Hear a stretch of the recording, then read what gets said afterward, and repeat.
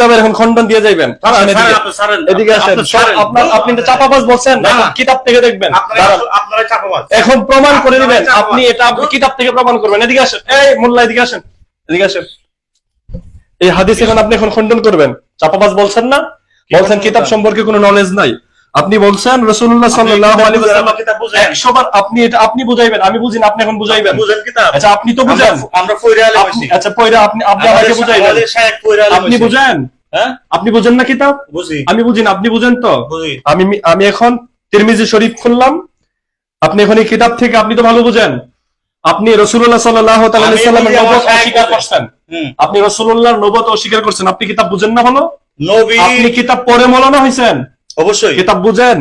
আমি আপনাকে বের করে দিয়েছি তিরমিজি শরীফের 202 নম্বর পৃষ্ঠা।